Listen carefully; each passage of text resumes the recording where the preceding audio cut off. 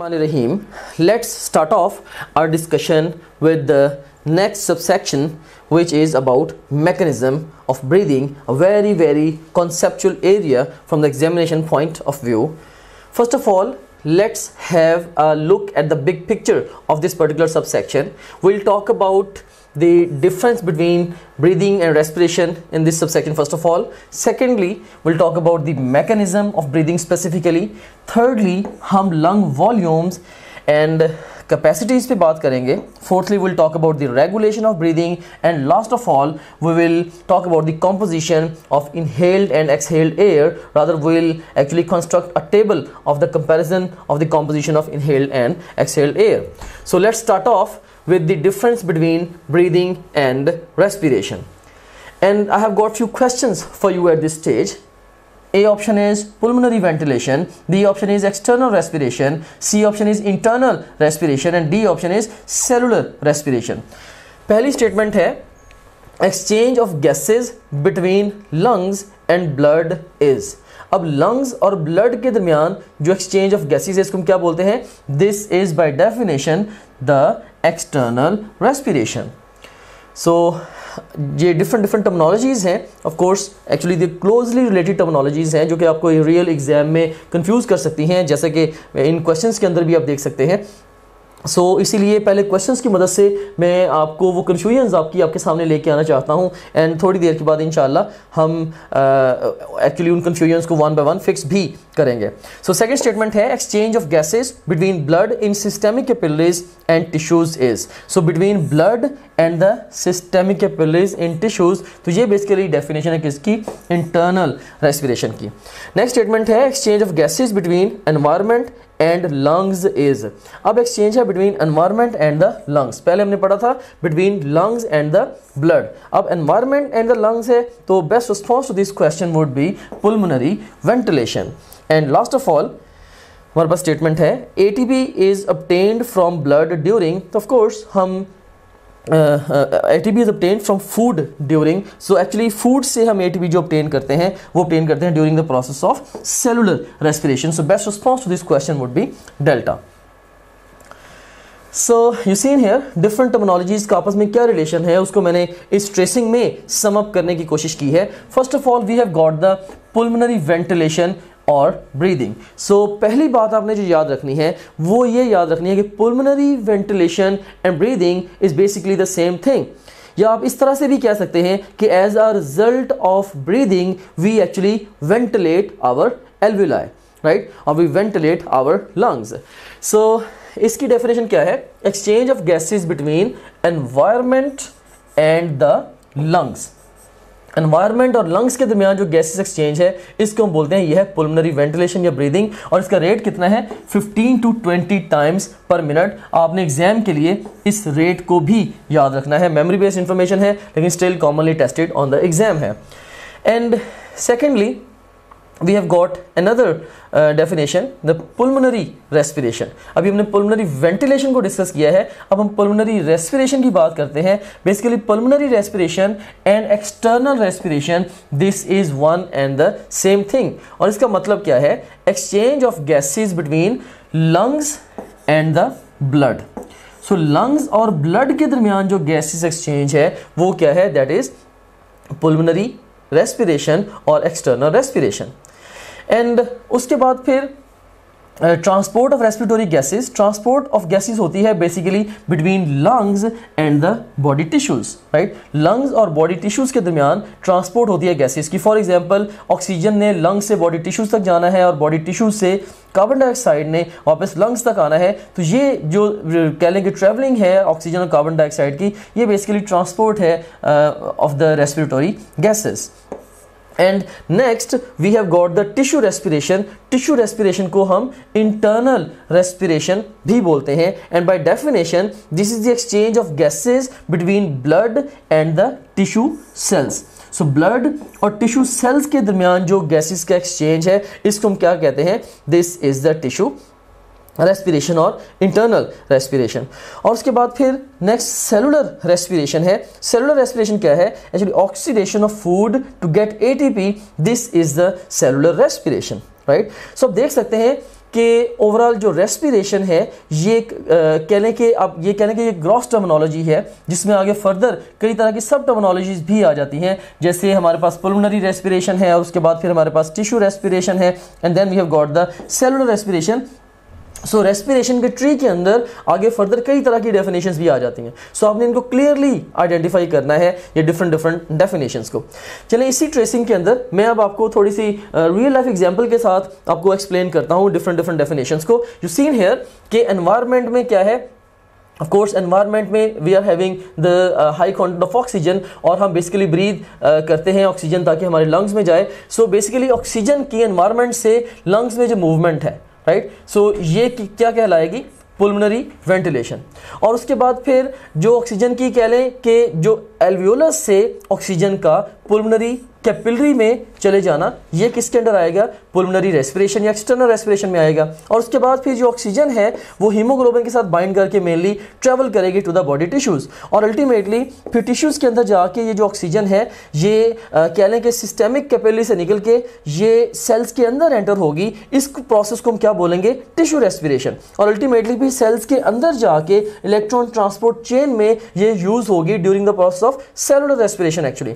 सो अब ये कह लें कि ये ऑक्सीजन की ट्रैवलिंग है, और कन्वर्सली अगर हम इसको देखें तो कार्बन डाइऑक्साइड के लिए बिल्कुल ऑपोजिट है। लाइक सेलुलर रेस्पिरेशन में specifically during the Krebs cycle and during the formation of acetyl CoA carbon dioxide produce होती है। सो कार्बन डाइऑक्साइड प्रोड्यूस होके अल्टीमेटली कार्बन डाइऑक्साइड जाती है ओवरऑल कह लें कि ओवर सेल से निकल के वो चली जाती है into the capillaries, into the systemic capillaries. So cellular respiration के दौरान एक्चुअली कार्बन डाइऑक्साइड प्रोड्यूस होती है, और उसके बाद फिर वो कार्बन डाइऑक्साइड सिस्टेमिक कैपिलरीज में जाती है।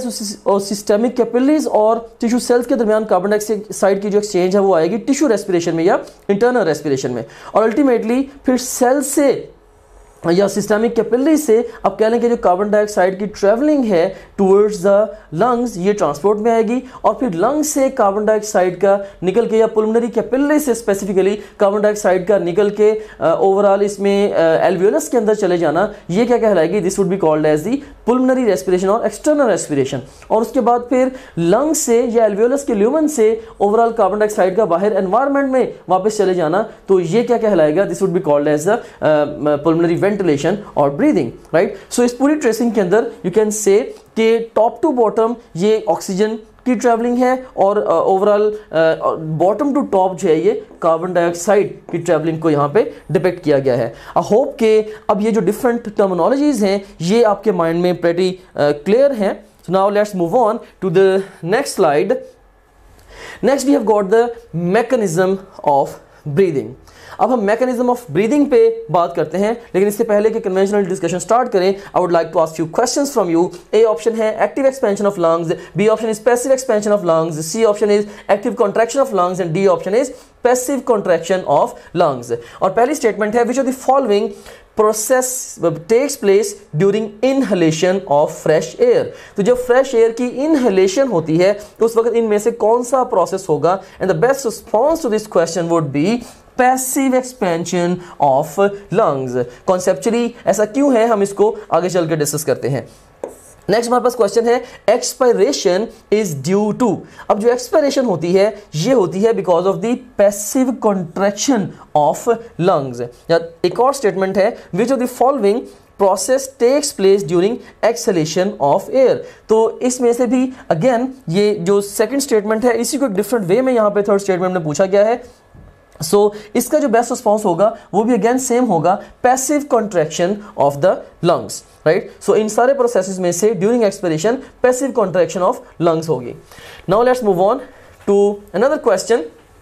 During inspiration passive expansion of lungs takes place due to. So during inspiration passive expansion of lungs takes place due to A option is contraction of diaphragm, B option is relaxation of intercostal muscles, C option is contraction of the intercostal muscles, and D option is contraction of diaphragm and the intercostal muscles. And the best response to this question would be delta. So इसकी जो reasoning है उसको हम आगे चल के discuss करते हैं। Let me explain you the mechanism of breathing with a real life example, right? So just imagine करें कि we have got a glass flask. So ये हमारे पास जो है क्या है, ये एक हमारे पास ये ग्लास की एक ये फ्लास्क है, right? This is a glass flask. और सीन है इस ग्लास फ्लास्क के बॉटम पे, अब ये कह लें कि इस ग्लास फ्लास्क के बॉटम पे हमने टाई अप किया है किसको, राइट? इसके बॉटम पे हमने ये टाई अप किया है, मे बी हमने एक रबर शीट को टाई अप कर दिया, राइट? सो हमने एक रबर शीट को टाई अप कर दिया। उसके बाद फिर हमने एक पाइप लिया, like you can seen here, एक पाइप लेके इस पाइप पे हमने एक बैलून को टाई अप किया, ये बैलून को टाई अप कर दिया, और उसके बाद इस पाइप को हमने इस फ्लास्क के अंदर लटका दिया और उस पूरे अपरेटस को हमने क्या कर दिया, हमने एयर टाइट बना दिया। ओके, अब फर्ज करें कि एक थ्रेड से इस कह लें कि बॉटम पे ये जो रबर शीट अटैच्ड है इस ग्लास फ्लास्क के, अगर यहाँ पे एक थ्रेड लगा हुआ है और उसकी मदद से अगर इसको मैं नीचे की तरफ खींचूंगा तो क्या होगा, इसके अंदर जो वॉल्यूम है वॉल्यूम इंक्रीज होगा, फ्लास्क के अंदर ऑफ कोर्स वॉल्यूम इंक्रीज होगा, और अगर वॉल्यूम इंक्रीज होगा तो अब ये कह लें कि बाय डिफॉल्ट जो प्रेशर है फ्लास्क के अंदर उसको क्या होगा, वो डिक्रीज होगा, राइट? क्योंकि सेम जो वॉल्यूम ऑफ गैस है that's occupying more space now, so that's why pressure would be lesser, right? So जब प्रेशर डिक्रीज होगा तो कोशिश ये की जाएगी कि ओवरऑल इस डिक्रीज प्रेशर को काउंटरएक्ट किया जाए and air would tend to rush into the flask. लेकिन चूंकि बाकी ऑल ओवर ये जो एयर है ये कह रहे हैं ये जो फ्लास्क है ये एयर टाइट है, सो एयर के पास सिर्फ एक ही रास्ता है इसके अंदर आने का, इस फ्लास्क के अंदर आने का, and that is from the top of this tube. So air जो है इसके अंदर आ जाएगी, राइट? और इसके नतीजे में क्या होगा, ये जो बैलून है इसका साइज इंक्रीज हो जाएगा, राइट? और उसके बाद फिर जब हम इस थ्रेड को छोड़ेंगे उससे क्या होगा, इस थ्रेड को जब हम छोड़ेंगे तो वापस जो रबर शीट अपनी ओरिजिनल पोजीशन पे जाएगी, जिससे क्या होगा, इसके अंदर जो वॉल्यूम है वो कम होगा, as a result of that pressure ज़्यादा हो जाएगा। जब प्रेशर ज़्यादा हो जाएगा इस इफेक्ट को काउंटरैक्ट करने के लिए air would tend to move out of the system, लेकिन उसके पास बाहर जाने का सिर्फ एक ही रास्ता है and that is from the top of this tube. So air अब ऑपोजिट डायरेक्शन में अब कह लें कि ट्रेवल करेगी और अल्टीमेटली अब कह लें कि air would move out of the system.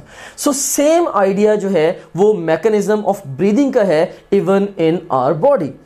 हमारी बॉडी में भी जो बेसिक जो मैकेनिज्म है ब्रीदिंग का उसका आइडिया सेम है, यू सीन हियर। अब जस्ट अस्यूम करें कि अब ये जो है ये balloon this is representing our lungs, जो बैलून है ये हमारे लंग्स को रिप्रेजेंट कर रहा है, और इसके अंदर यहाँ पे जो फ्लास्क ये जो फ्लास्क है बेसिकली ये रिप्रेजेंट कर रही है हमारी चेस्ट कैविटी को रिप्रेजेंट कर रही है, और इसके अंदर ऑफ कोर्स जो वॉल्यूम है ये इंट्राथ्रेसिक वॉल्यूम को, और इसके अंदर जो प्रेशर है वो इंट्राथ्रेसिक प्रेशर को रिप्रेजेंट कर रहा है, राइट? सो हमारे अंदर भी ऐसा ही होता है बेसिकली कि डायफ्राम और इंटरकॉस्टल मसल्स के इंटरप्ले से ही अल्टीमेटली कह लें कि चेस्ट के अंदर वॉल्यूम और प्रेशर्स चेंज होते हैं। ओके, मैं आपको सिंपलर वे में इसको एक्सप्लेन करता हूं। अब जस्ट इमेजिन करें कि my right hand this is representing the diaphragm, right? और से here we have got the diaphragm, right? और ये जो डायफ्राम है ये रेस्ट पे है डोम शेप्ड, राइट? और उसके बाद फिर ये जो ओवरऑल ये जो हैंड है इसमें ये जो ओवरऑल मेरी जो थंब और इंडेक्स फिंगर है they are representing one rib, so rib is there. So at the end of expiration, जैसे अब मैंने सांस बाहर निकाला, जब मैंने सांस ऐसे बाहर निकाला इस वक्त अब जो डायफ्राम है ये डोम शेप्ड है, और इसके अलावा जो रिब्स हैं ये डाउनवर्ड्स और इनवर्ड्स मूव की हुई हैं। Eight this point in time जो रिब्स हैं ये डाउनवर्ड्स और इनवर्ड्स मूव की हुई हैं। अब क्या होगा, जब डायफ्राम कॉन्ट्रैक्ट करेगा और इसके अलावा इंटरकॉस्टल मसल्स कॉन्ट्रैक्ट करेंगे, तो डायफ्राम की कॉन्ट्रैक्शन की वजह से डायफ्राम स्ट्रेटन आउट होगा, और दूसरे नंबर पे जो इंटरकॉस्टल मसल्स जब कॉन्ट्रैक्ट करेंगे उसकी वजह से ribs upwards and outwards move करेंगी।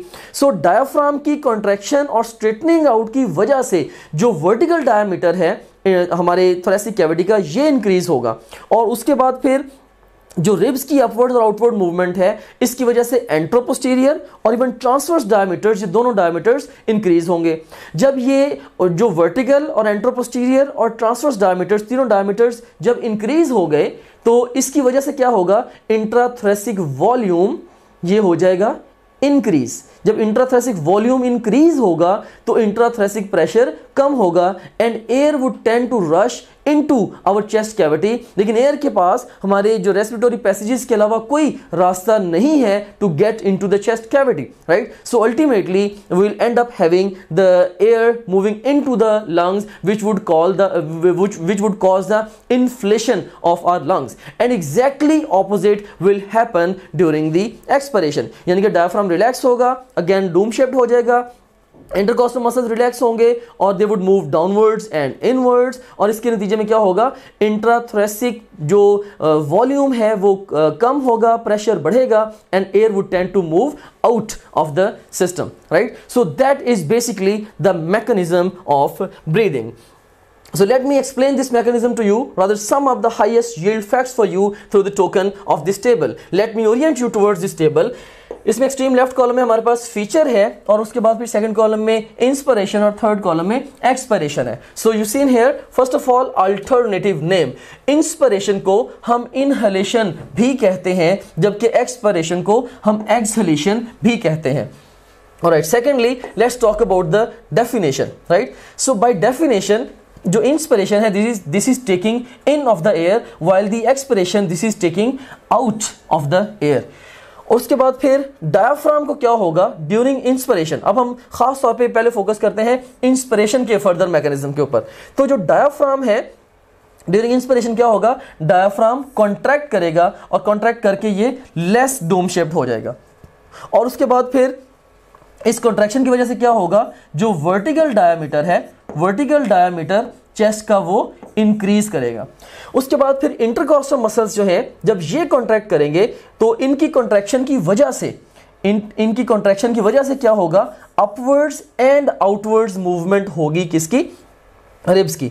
So when the intercostal muscles would contract the ribs would move upwards and outwards, जैसे कि अभी शॉर्टली मैंने आपको हैंड मॉडल से एक्सप्लेन भी किया था। और इसके नतीजे में क्या होगा ultimately, so you seen here diaphragm की कॉन्ट्रैक्शन और इंटरकॉस्टल मसल्स की कॉन्ट्रैक्शन और रिब्स की अपवर्ड एंड आउटवर्ड की तरफ मूवमेंट की वजह से, इन तीनों इफेक्ट्स की वजह से क्या होगा, अल्टीमेटली जो थोरैक्स का जो वॉल्यूम है वो इंक्रीज करेगा। जब वॉल्यूम इंक्रीज करेगा इंट्राथोरैसिक प्रेशर डिक्रीज करेगा। When the intrathoracic pressure would decrease the air would tend to move into the lungs and as a result of that the lungs they would become inflated. और ये जो process है overall ये active होगा। लेकिन यहां पे आप एक बात पे जरा गौर कीजिएगा कि खुद से जो लंग्स हैं ये एक्टिवली कॉन्ट्रैक्ट और रिलैक्स नहीं करते, लंग्स जस्ट पैसिवली बिहेव कर रहे हैं, राइट। सो इंस्पिरेशन के दौरान जो लंग्स की एक्सपेंशन है वो पैसिव है, और एक्सपिरेशन या एक्सहेलेशन के दरमियान जो लंग्स की कॉन्ट्रैक्शन है वो भी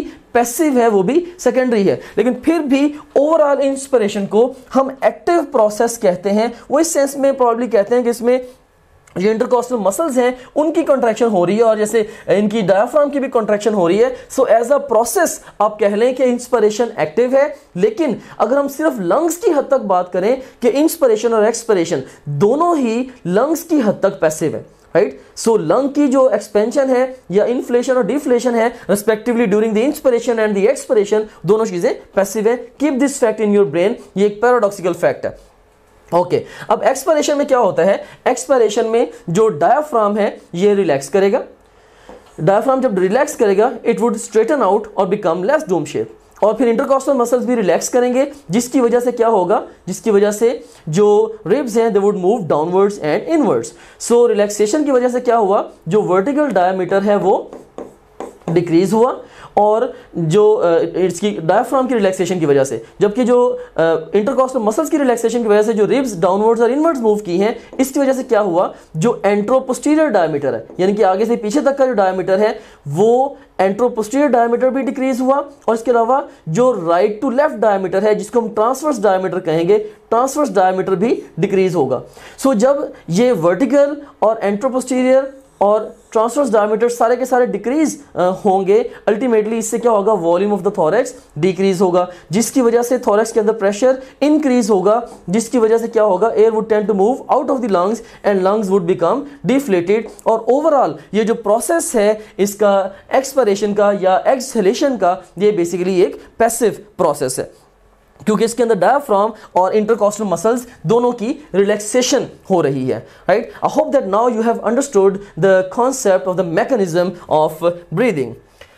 so you seen here in this photograph you can have a look at the diaphragm. अब जस्ट इमेजिन करें कि हमारे पास से ये हमारे पास ट्रेकिया है, उसके बाद here we have got the lungs, ये हमारे पास लंग्स हैं, ये जैसे ये राइट लंग है, ये लेफ्ट लंग है, और ये बॉटम में क्या है, ये ओवरऑल हमारे पास डायफ्राम है जो कि डोम शेप्ड है at the end of the expiration, right. So जब इंस्पिरेशन होनी है डायफ्राम कॉन्ट्रैक्ट करेगा और स्ट्रेटन आउट होगा। जब ये कॉन्ट्रैक्ट करके स्ट्रेटन आउट होगा, तो जब डायफ्राम जब कॉन्ट्रैक्ट करके स्ट्रेटन आउट होगा, इसके नतीजे में क्या होगा, in air would tend to move into the lungs. So यहां पे आप देख सकते हैं इस फोटोग्राफ में, आप बाय द वे देखें कि से ये अब रिलेटिवली लेस डोम शेप्ड है, या मे बी ये स्ट्रेटन आउट, किसी हद तक ये स्ट्रेटन आउट हो रहा है, जिसकी वजह से एयर लंग्स के अंदर मूव कर रही है। जबकि एक्सपिरेशन में क्या होगा, डायफ्राम जब रिलैक्स करेगा, इसकी रिलैक्सेशन की वजह से ये मोर डोम शेप्ड हो जाएगा, और मोर डोम शेप्ड होने की वजह से जो इंट्राथोरैसिक वॉल्यूम है वो कम होगा और प्रेशर बढ़ेगा, जिसकी वजह से air would tend to move out of the lungs. So खास तौर पे याद रखिएगा, ड्यूरिंग इंस्पिरेशन डायफ्राम कॉन्ट्रैक्ट करके लेस डोम शेप्ड होगा या स्ट्रेटन आउट होगा, और ड्यूरिंग एक्सपिरेशन डायफ्राम रिलैक्स करके मोर डोम शेप्ड हो जाएगा। अब यहां पे इंस्पिरेशन और एक्सपिरेशन के दौरान जो रिब्स की मूवमेंट है उसको भी यहाँ पे नरेट किया गया है, and you can seen here कि इंस्पिरेशन के दौरान क्या होता है, इंटरकॉस्टल मसल्स की कॉन्ट्रैक्शन की वजह से जो रिब्स हैं ये अपवर्ड्स एंड आउटवर्ड्स मूव कर रही हैं।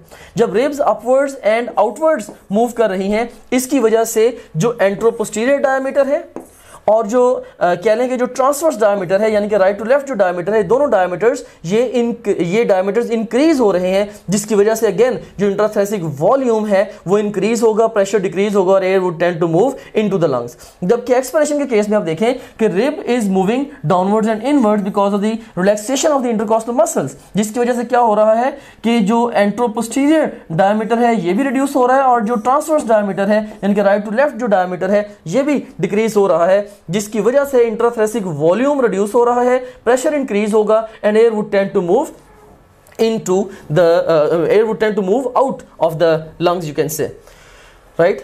So again you can see in here कि किस तरह से इंस्पिरेशन और एक्सपिरेशन में जो ओवरऑल थोरेसिक कैविटी है या किस तरह से इसका जो वॉल्यूम है, देखें इसका जो वॉल्यूम है वो इंक्रीज हो रहा है। आप वॉल्यूम पे ज़रा गौर करें कि ड्यूरिंग इंस्पिरेशन आप देख सकते हैं कि जो इंट्राथोरेसिक वॉल्यूम है ये ज़्यादा है, जबकि during expiration you seen here कि जो इंट्राथोरेसिक वॉल्यूम है ये कम है। सो ऑटोमेटिकली यहाँ पे इस वक्त प्रेशर जो है ये कम है और यहाँ पे जो प्रेशर है अल्टीमेटली ज़्यादा है, क्योंकि प्रेशर वॉल्यूम से इन्वर्सली रिलेटेड होता है, राइट। एंड ये जो सारी की सारी हैपनिंग्स हो रही हैं eight the end of the day, इसमें तीन मेजर चीजें जो रोल प्ले कर रही हैं, diaphragm, intercostal muscles and the ribs. So diaphragm, intercostal muscles और रिब्स के इंटरप्ले की वजह से इंट्राथोरेसिक वॉल्यूम और प्रेशर चेंज होते हैं, जिसकी वजह से इंस्पिरेशन या एक्सपिरेशन होती है, जैसे कि हमने इसको अभी डिटेल से डिस्कस किया।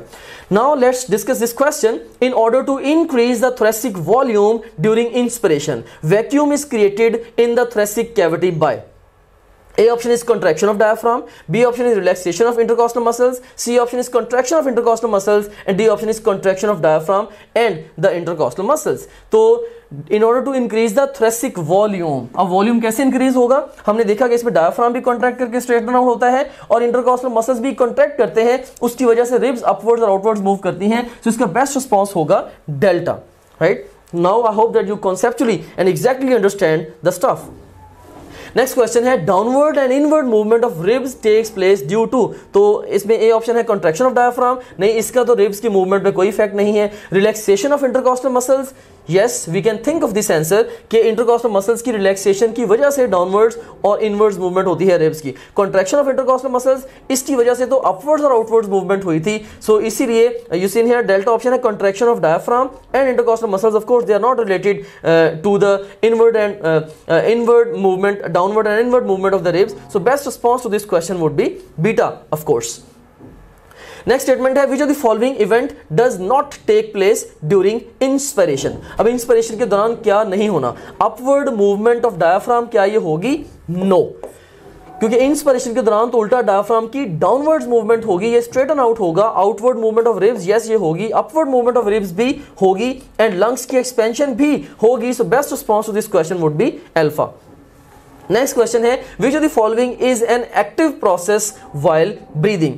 ए option is lung expansion, B option is lung contraction and C option is inspiration, D option is expiration. तो हमने देखा कि लंग्स की जो एक्सपेंशन है और जो लंग्स की कंट्रैक्शन है दोनों ही पैसिव है. ड्यूरिंग इंस्पिरेशन जो लंग्स की एक्सपेंशन है और ड्यूरिंग एक्सपिरेशन जो लंग्स की कंट्रैक्शन है ये दोनों पैसिव है. लंग खुद से कंट्रैक्ट या रिलैक्स नहीं करता. हाँ, इंस्पिरेशन एज अ होल ये प्रोसेस ये एक्टिव प्रोसेस है क्योंकि इसके अंदर डायाफ्राम एंड इंटरकॉस्टल मसल्स ये कॉन्ट्रैक्ट करते हैं, लिहाजा पूरा प्रोसेस जो है ये एक्टिव प्रोसेस होगा. जबकि एक्सपिरेशन के दौरान डायाफ्राम और इंटरकॉस्टल मसल्स ये रिलैक्स कर रहे होते हैं, तो इसलिए ये भी एक्टिव नहीं होगा. So best response to this question would be Charlie. Don't join any traditional academy. National MDCAT की तैयारी के लिए ट्रेडिशनल एकेडमी ज्वाइन ना करें. अगर आप ट्रेडिशनल एकेडमी ज्वाइन करने की बजाय ऑनलाइन एकेडमी जैसे कि टॉप ग्रेड है से एंट्री टेस्ट की तैयारी करते हैं तो इससे क्या फायदा होगा. इससे आप 6 से 8 घंटे डेली बेसिस पे अपनी सेल्फ स्टडी में ऐड कर लेंगे. और याद रखना कि सेल्फ स्टडी ये सिंगल मोस्ट इंपॉर्टेंट फैक्टर है in determining the success of a student in the national MDCAT. और दूसरे नंबर पे आपकी प्रिपरेशन फास्टर, स्मार्टर और मच बेटर होगी. And last but not the least, अगर आप ऑनलाइन तैयारी करते हैं एकेडमी गए बगैर तो आप 50,000 से लेके 1 लाख तक तकरीबन अपनी जो कॉस्ट है उसको भी सेव करेंगे. Rely on your own textbooks and topgrade.pk only. मैंने ओवर लास्ट डेकेड बेतहाशा सक्सेसफुल और फेलिंग स्टूडेंट्स के इंटरव्यूज किए हैं. जो स्टूडेंट्स का most common cause of failure है वो ये है कि वो स्कैटर्ड रिसोर्सेज यूज करते हैं, वो बहुत सारी जगहों से एट सेम टाइम तैयारी कर रहे होते हैं. सो ये उनका जो ओवरऑल फोकस है तैयारी के ऊपर उसको ये चीज स्पॉइल कर देती है. हमने topgrade.pk प्लेटफॉर्म को आपके लिए इसीलिए बिल्ड किया है कि आपको अपनी टेक्स्ट बुक के अलावा और टॉपग्रेड के अलावा किसी भी और रिसोर्स को कंसल्ट करने तक की जरूरत ना हो. So rely on your own text books. अब जिस भी प्रोविंस से है rely on your own text books and topgrade.pk only, क्योंकि आपकी अपनी टेक्स्ट बुक्स के अलावा जितना कुछ भी आपको चाहिए अपने इम्तिहान की तैयारी के लिए वो ऑलरेडी इसमें टॉपग्रेड में मौजूद है. और यहाँ भी मैं एक बात आपको बताना चाहूंगा कि लास्ट 4-5 इयर्स में 200 से ज्यादा ब्रिलियंट टीम मेंबर्स ने इस प्रोजेक्ट के ऊपर काम किया है और इस प्रोजेक्ट को यहाँ तक हम लेके आए हैं कि अब हजारों स्टूडेंट्स अक्रॉस द कंट्री इससे बेनिफिट ले चुके हैं. अभी तक इस सबसेक्शन में हमने difference between breathing and respiration को डिस्कस किया फर्स्ट ऑफ ऑल. सेकेंडली हमने मैकेनिज्म ऑफ ब्रीदिंग को इन डिटेल डिस्कस किया. And thirdly we are going to learn about the lung volumes and lung capacities. ये quite एक confusing area होता है for the students. उसकी reason ये है कि जो टर्मिनोलॉजीज हैं they don't make sense to the students क्योंकि वो इसको रियल लाइफ के साथ कोरिलेट नहीं कर रहे होते. सो मैं डिफरेंट वे से इंशाल्लाह रियल लाइफ के साथ कोरिलेट करके आपको लंग वॉल्यूम्स और कैपेसिटीज का कॉन्सेप्ट दूंगा with the help of this graph. So जब भी कभी ग्राफ क्वेश्चन एग्जाम में अपीयर होता है students actually they get panic, right. They really think that the graph questions are real time hard questions. लेकिन मैं ये बताना चाहता हूं कि जब अगर आप ग्राफ क्वेश्चंस की तरफ अपनी एक सिस्टमैटिक अप्रोच डेवलप कर लें तो graph questions probably easiest questions होते हैं to pick on the final exam, क्योंकि जो आपको इंफॉर्मेशन चाहिए होती है for answering the question that information is hidden in the graph. It's just that you have to learn to read the graph. So whenever you face a graph question on your final exam first thing to do is focus on the axis. So अगर ये हमारे पास एक graph है इसके भी हम axis पे focus करते हैं. इसके एक्स एक्सिस पे we have got times time and this maybe this time is in seconds. और इसके y axis के ऊपर क्या है, we have got the volume of air in the lungs और ये वॉल्यूम किसके अंदर है, ये मिलीलीटर्स के अंदर है. ओके और यहाँ पे देख सकते हैं आप, यहाँ पे मे बी ये 0 मिल वॉल्यूम है, उसके बाद फिर इस पॉइंट पे ये 2000 मिल वॉल्यूम है एयर का लंग के अंदर, फिर यहाँ पे 2500 मिल है और ये यहाँ पे जाइए 5000 मिल है. ऑलराइट, अब आप जस्ट इमेजिन करें कि आप स्क्रीन के उस पार बैठे सांस ले रहे हैं आराम से और लेक्चर सुन रहे हैं. So when you are taking a breath in, जब आप आराम से सांस लेते हैं तो बेसिकली आप एक स्मॉल वॉल्यूम एयर का एनवायरनमेंट से अपने लंग्स में लेके जाते हैं, और इसी तरह से जब आप आराम से सांस बाहर निकालते हैं तो एक स्मॉल वॉल्यूम एयर का आप लंग्स से एनवायरनमेंट में लेके आते हैं। तो ये जो वॉल्यूम है जो कि रेस्ट पे आप इनहेल या एक्सहेल करते हैं, इसको हम बोलते हैं this is the tidal volume. So you can say that when you are at rest you are inhaling और exhaling the tidal volume during inspiration और एक्सपिरेशन। इसको हम ग्राफ की मदद से भी अंडरस्टैंड करते हैं। जस्ट इमेजिन करें कि अभी आप सांस बाहर निकाल के हटे हैं, तो इस वक्त भी आपके लंग्स में जो एयर मौजूद है, और अभी भी यहाँ पे 2000 मिल एयर आपके लंग्स में मौजूद है, अगर आपने आराम से पैसिवली सांस बाहर निकाला, जोर से नहीं।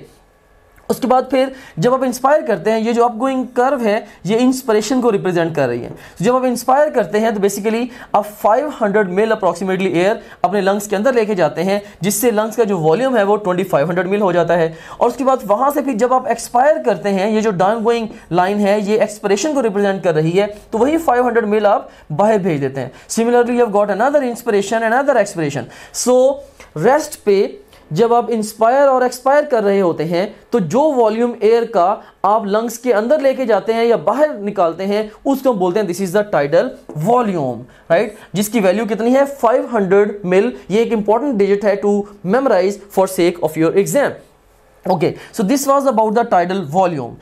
अब जस्ट इमेजिन करें कि आपने आराम से सांस बाहर निकाला।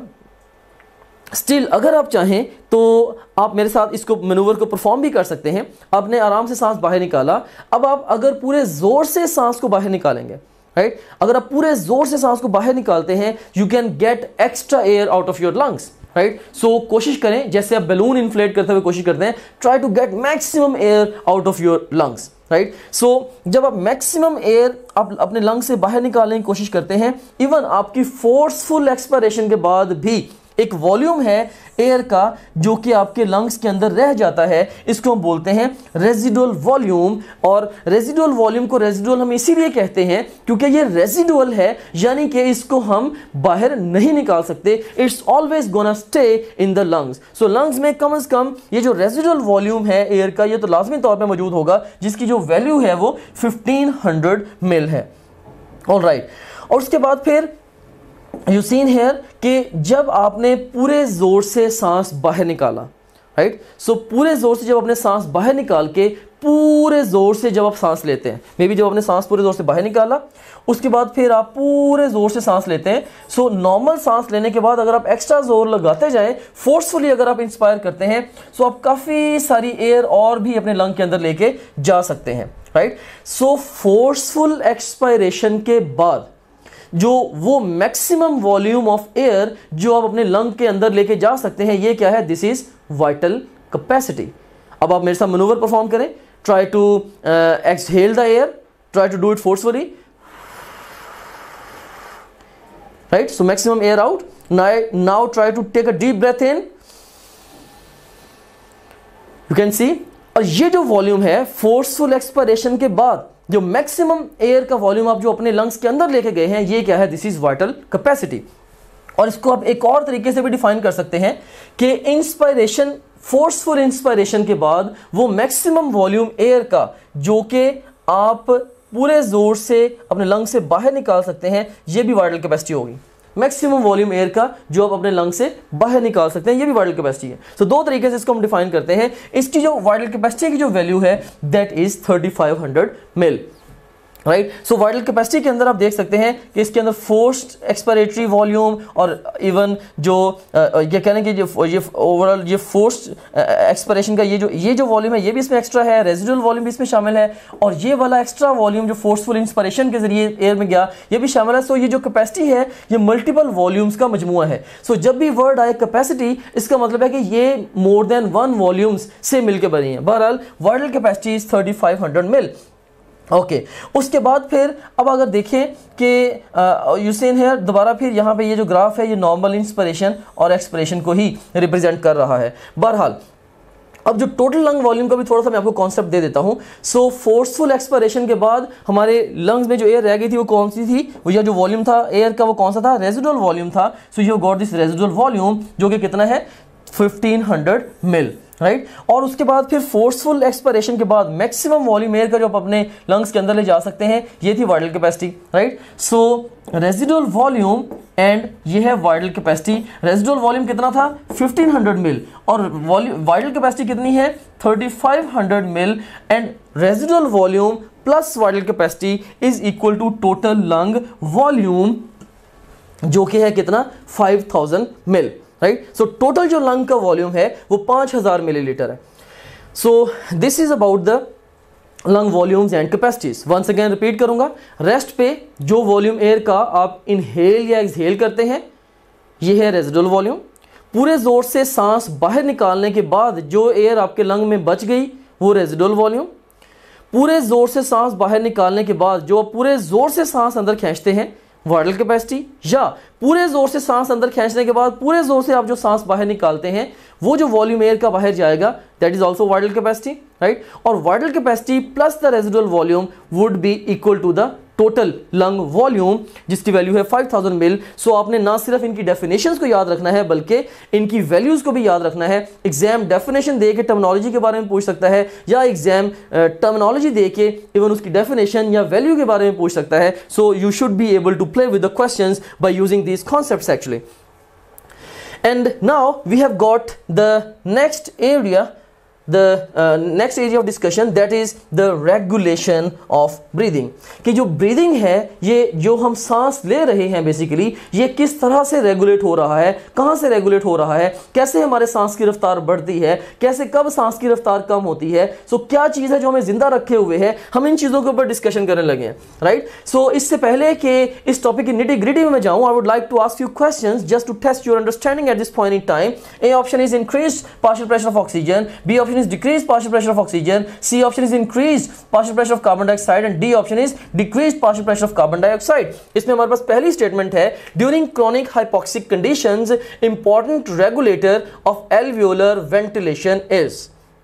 During chronic hypoxic conditions important regulator of alveolar ventilation is. अब यहां पे है क्रॉनिक हाइपोक्सिक कंडीशंस के दौरान जो एल्वियोलर वेंटिलेशन को रेगुलेट करती है वो चीज वो क्या है बेसिकली उस वक्त जो decreased partial pressure of oxygen है ये इंडिविजुअल को जिंदा रखे हुए होता है। मींस के जब एक पेशेंट मुसलसल कम ऑक्सीजन वाले एनवायरनमेंट में रह रहा है उस वक्त उसकी ब्लड में ऑक्सीजन कम होती है और उस कम ऑक्सीजन की वजह से सांस चलता रहता है। मींस कि वो कम ऑक्सीजन वो स्टिमुलेट करती रहती है पेशेंट को कि सांस लो, राइट। कैसे मैकेनिस्टिकली इसको हम आगे चल के डिस्कस करते हैं।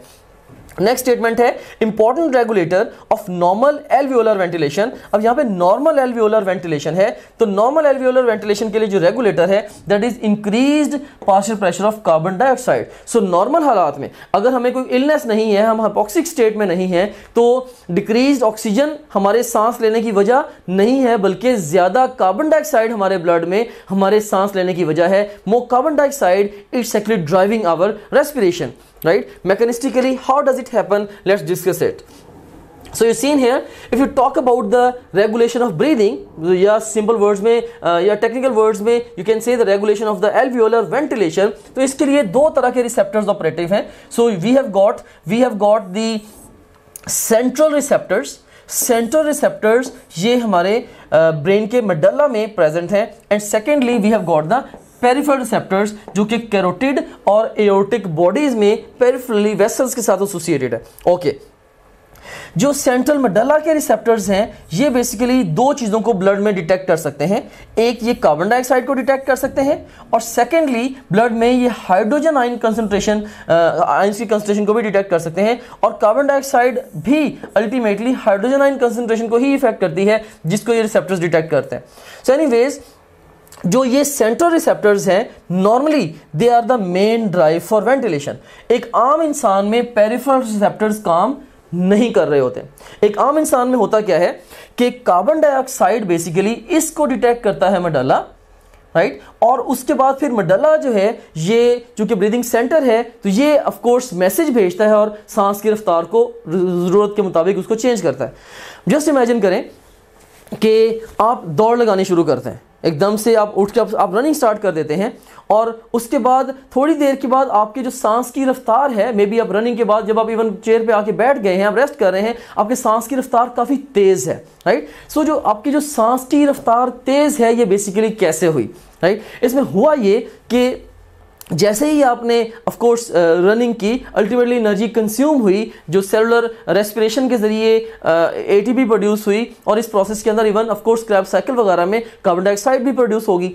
अब अगर कार्बन डाइऑक्साइड भी प्रोड्यूस हुई है, इसका मतलब है कि मोर कार्बन डाइऑक्साइड जो मसल्स वगैरह में प्रोड्यूस हो रही है, it will make its way into the blood. अब ब्लड के अंदर अगर ज्यादा कार्बन डाइऑक्साइड है, of course blood, once a thing is in the blood, it's everywhere, so blood के अलोंग मोर कार्बन डाइऑक्साइड ये पूरी बॉडी में ट्रेवल करेगी। अब जब वही कार्बन डाइऑक्साइड मेडल्ला तक जाएगी, तो मेडल्ला के अंदर जो सेंट्रल रिसेप्टर्स प्रेजेंट हैं, ये उस high concentration of carbon dioxide को डिटेक्ट करेंगे, and now they would know that we are having extra carbon dioxide in the blood, we need to get rid of it. So medulla ऐसे responses generate करेगा जिससे हमारा सांस लेने की जो रफ्तार है वो इंक्रीज होगी, and we will try to get rid of the extra carbon dioxide by breathing at a faster pace, right. So इसीलिए हम कहते हैं कंक्लूसिवली कि अंडर नॉर्मल कंडीशंस जो मेन ड्राइव हमारी वेंटिलेशन की जो है वो कार्बन डाइऑक्साइड है, या सादा तरीन अल्फाज में एक नॉर्मल इंसान वो ऑक्सीजन लेने के लिए नहीं बल्कि कार्बन डाइऑक्साइड देने के लिए सांस लेता है। I am talking in terms of regulation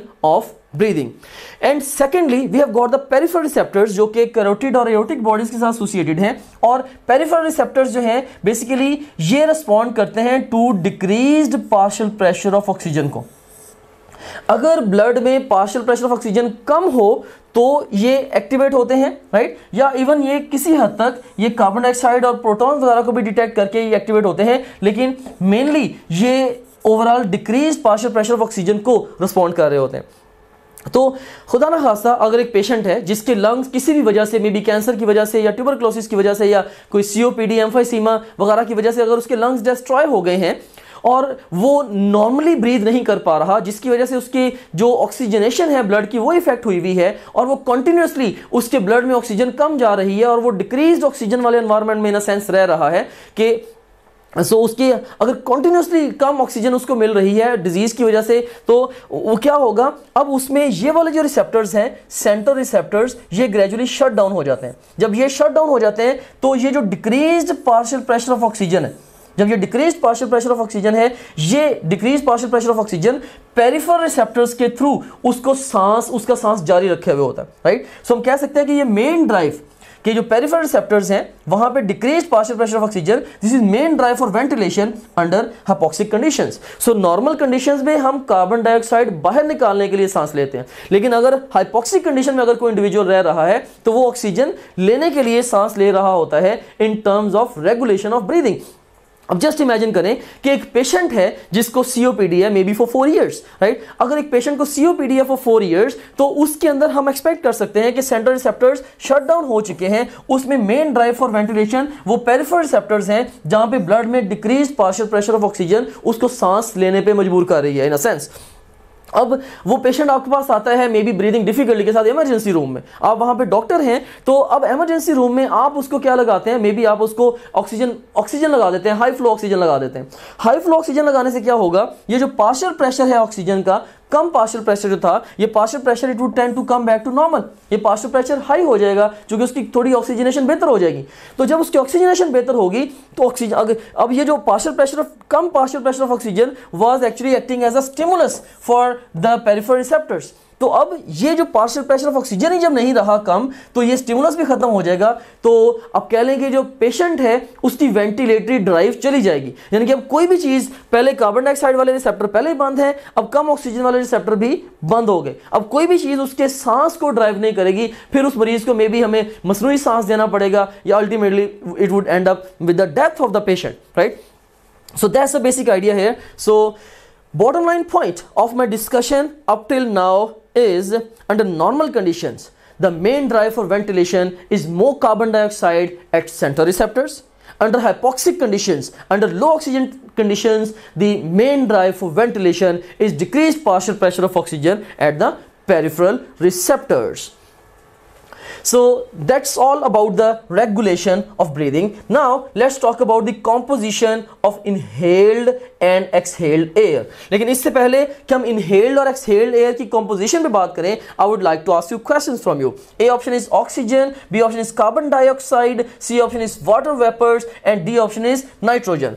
पहली स्टेटमेंट है concentration of which gas is highest in trachea at the end of inspiration. तो इंस्पिरेशन के एंड पे ट्रेकिया में जो एयर है वो कौन सी एयर है? सिंपली एनवायरमेंट वाली एयर है। तो एनवायरमेंट में हाईएस्ट कंसंट्रेशन किसकी है? नाइट्रोजन की। Delta is the best response. Concentration of which gas is lowest in trachea at the end of inspiration. तो सांस जब हम लेते हैं तो उस वक्त किस गैस की कंसंट्रेशन लोएस्ट है इन ट्रेकिया? ऑफ कोर्स उस वक्त इंस्पायर्ड एयर है, तो ट्रेकिया में तो इंस्पायर्ड एयर में सबसे कम कंसंट्रेशन किसकी है? कार्बन डाइऑक्साइड की। Beta is the best response. Next statement है concentration of which gas is highest in trachea at the end of expiration. अब ये एक पैराडॉक्सिकल के साथ क्वेश्चन है कि जब हम सांस बाहर निकाल रहे हैं उस वक्त सबसे जो गैस जो कि ट्रेकिया में वो हाईएस्ट है, कौन सी gas? Highest at the end of the expiration. अगर आप सोच रहे हैं कार्बन डाइऑक्साइड, ये रॉन्ग आंसर होगा टू दिस क्वेश्चन। ठीक है, कार्बन डाइऑक्साइड इंस्पायर्ड एयर की निस्बत ज्यादा है लेकिन ओवरऑल हाईएस्ट नहीं है। ओवरऑल हाईएस्ट इसमें भी वही होगी जो कि इंस्पायर्ड एयर में थी, that is the nitrogen. Next question है concentration of which gas is lowest in trachea at the end of inspiration. अब किस गैस की जो कंसंट्रेशन है वो ट्रेकिया में सबसे कम है at the end of expiration. अब एक्सपिरेशन के एंड पे वैसे तो अब ये जो एक्सहेल्ड एयर होगी इसमें ज्यादा कार्बन डाइऑक्साइड शामिल है, लेकिन पैराडॉक्सिकली इवन एक्सहेल्ड एयर में भी जो कंपैरेटिवली जो सबसे कम कंसंट्रेशन है वो कार्बन डाइऑक्साइड ही की है। सो इसका आंसर पैराडॉक्सिकली कार्बन डाइऑक्साइड है। अगर आपको लग रहा है कि मैं इस क्वेश्चन को रॉन्ग डिस्कस कर रहा हूं, अभी हम नेक्स्ट चल के टेबल डिस्कस करते हैं, वहां से खुद ब खुद आपका ये कॉन्सेप्ट क्लियर हो जाएगा। राइट, नेक्स्ट हमारे पास स्टेटमेंट है concentration of which gas differs greatly between inspired and expired air. तो इंस्पायर्ड और एक्सपायर्ड एयर के भी हम टेबल का कंपैरिजन भी लेते हैं, लेकिन जिस गैस की कंसंट्रेशन सबसे ज्यादा वेरी करेगी तो वो गैस कौन सी है? That is carbon dioxide. Overall कह लें कि सेवरल फोल्ड्स जो एक्सहेल्ड एयर में कार्बन डाइऑक्साइड की कंसंट्रेशन है इनहेल्ड एयर की निस्बत ज्यादा है। Now let's discuss this table. So let me Orient you towards this table. यहाँ पे एक्सट्रीम लेफ्ट कॉलम में हमारे पास एंटिटी है, इनहेल्ड एयर में उसकी परसेंटेज है, एक्सहेल्ड एयर में परसेंटेज है, और इनहेल्ड और एक्सहेल्ड का डिफरेंस भी यहाँ पे हम लेके आए हैं। So first of all oxygen, inhaled air में ऑक्सीजन कितनी है? 21%, carbon dioxide 0.04% and water vapours variable है डिपेंडिंग अपॉन द एनवायरमेंट, और नाइट्रोजन 79% है। सो इनहेल्ड एयर में सबसे ज्यादा गैस कौन सी है? नाइट्रोजन। सबसे कम कौन सी है? Carbon dioxide. राइट, और सेकंड नंबर पे जो सेकंड हाईएस्ट कंसंट्रेशन है वो किसकी है? वो ऑक्सीजन की है। राइट, वेरिएबल कौन सी चीज है सबसे ज्यादा? Of course depending upon environment, water vapours की वेरिएबल है। अब हम एक्सहेल्ड एयर को देखते हैं। So at the end of inspiration जो एयर ट्रेकिया में प्रेजेंट है वो बेसिकली कौन सी एयर होती है? वो इनहेल्ड एयर होती है। ओके, या यही वो बेसिकली एनवायरमेंटल एयर है। ये एनवायरमेंटल एयर है, जो नॉर्मल एनवायरमेंट जो एयर है वही इनहेल्ड एयर बनती है ना। उसके बाद फिर देखें एक्सहेल्ड एयर में जो ऑक्सीजन है ये कम हो गई, क्योंकि ऑक्सीजन अब्जॉर्ब होके पल्मोनरी कैपिलरीज में चली गई और वहां से टिश्यूज की तरफ चली गई। सो 21 से रिड्यूस होके ये हो गई 16। उसके बाद फिर जो कार्बन डाइऑक्साइड है ये देखिए 0.04% थी, अब एक्सहेल्ड एयर में इसकी परसेंटेज कितनी है? 4%। बज़ाहिर तो ये अभी भी कम है, लेकिन इनहेल्ड एयर की निस्बत ये ट्रेमेंडसली ज्यादा है। अब ये कह सकते हैं कि इनहेल्ड एयर की निस्बत ये तकरीबन 100 गुना ज्यादा है। अगर आप 0.04 को 100 से मल्टीप्लाई करेंगे you will end up having 4। इसका मतलब है कि इनहेल्ड एयर की निस्बत ये 100 गुना ज्यादा है तकरीबन।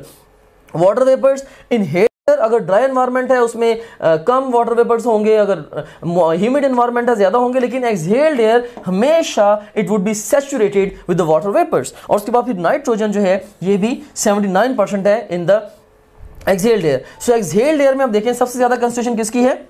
नाइट्रोजन की। और एक्सहेल्ड एयर में भी इवन सेकंड हाईएस्ट कंसंट्रेशन किसकी है? ऑक्सीजन की। और एक्सहेल्ड एयर में सबसे कम कंसंट्रेशन किसकी नजर आ रही है? अगेन कार्बन डाइऑक्साइड की। सो दिस इज द पैराडॉक्स है। उसके बाद हम डिफरेंस को भी देखते हैं। अब देखें कि इनहेल्ड एयर के अंदर you seen here, inhaled air में देखें कि 21% थी और एक्सहेल्ड एयर में 16%। तो ultimately we are having the 5%, right? We are having this 5%, right? So उसके बाद नेक्स्ट फिर आप देखें कि ओवरऑल जो डिफरेंस है वो 5% का आया। फिर कार्बन डाइऑक्साइड को देखिए 0.04 से 4, तो ओवरऑल देखिए कि तकरीबन 100 गुना ज़्यादा एक्सहेल्ड एयर में कार्बन डाइऑक्साइड है। फिर वाटर वेपर्स, तो इसके ऊपर ये जो डिफरेंस है ये एप्लीकेबल नहीं है क्योंकि ये हाईली वेरिएबल है। और नाइट्रोजन, चूंकि नाइट्रोजन ना तो ये एब्जॉर्ब हो रही है ना ही अल्टीमेटली कहीं पे ये प्रोड्यूस हो रही है, सो इनहेल्ड और एक्सहेल्ड एयर में कोई भी सिग्निफिकेंट डिफरेंस नहीं होता नाइट्रोजन की कंसंट्रेशन का। सो this is about the composition of the inhaled and exhaled air. अब इस अंडरस्टैंडिंग के साथ आप दोबारा वीडियो को रिवाइंड करके जो क्वेश्चंस मैंने आपसे पूछे थे उन क्वेश्चंस को दोबारा आंसर करने की कोशिश करें इंशाल्लाह। I hope that you will be able to answer those questions very comfortably now. और उसके बाद अभी फिर इस सब सेक्शन को हमने डिटेल से डिस्कस तो कर लिया है, चूंकि खासा कॉन्सेप्चुअल एरिया है। Now I want you to go to the respective sub section in the question bank, वहां पे जाके इसके टेस्ट को अटेम्प्ट करें एंड जितने ज्यादा हो सके क्वेश्चंस को प्रैक्टिस करें, और अगर जरूरत पड़े दोबारा लेक्चर भी सुने और टेक्स्ट बुक को भी रीड करें ताकि आप इस पर्टिकुलर एरिया की बेस्ट अंडरस्टैंडिंग को डेवलप कर सकें। So that's all about the mechanism of breathing. I hope that you have enjoyed the process of learning with me. Thank you very much. जैसे ही आप अपनी topgrade.pk की ब्राउजर ऐप में login होंगे, आपको ये हमारा होम पेज नजर आएगा। इसमें ये पहला जो सेक्शन है ये आपके सब्जेक्ट से रिलेटेड मटेरियल का है। सेकंड सेक्शन जो एक्स्ट्रा सपोर्ट और गाइडेंस आपको रिक्वायर्ड है ये उसके हवाले से है। थर्ड जो सेक्शन है ये डिफरेंट की स्टैटिस्टिक्स एंड टॉपग्रेड के, जो कि आपका हमारे पे कॉन्फिडेंस इंक्रीज करेंगे। एंड लास्ट ऑफ ऑल ये एग्जेक्टिव समरी है आपकी ओवरऑल प्रिपरेशन की प्रोग्रेस के हवाले से। सो सबसे पहले सेक्शन को हम एक्सप्लोर करते हैं। इसमें से आप किसी भी सब्जेक्ट पे क्लिक करें, से हमारे पास ये सब्जेक्ट्स हैं biology, physics, chemistry, English, logical reasoning. इनमें से किसी भी सब्जेक्ट पे आप क्लिक करें तो आपको उस सब्जेक्ट में उसके वीडियो लेक्चर्स, रिवीजन नोट्स और प्रैक्टिस क्वेश्चंस मिलेंगे। आप वीडियो लेक्चर्स पे क्लिक करेंगे तो उस सब्जेक्ट के सारे यूनिट्स या सेक्शंस आपके सामने ओपन हो जाएंगे। आप किसी भी सेक्शन को चूज करेंगे, उस सेक्शन के सारे टॉपिक्स ओपन हो जाएंगे। इनमें से जिस मर्जी टॉपिक को आप चूज करें, आप उसके वीडियो लेक्चर्स को यहाँ से वॉच वीडियो बटन क्लिक करके देख सकते हैं, right, like this over here.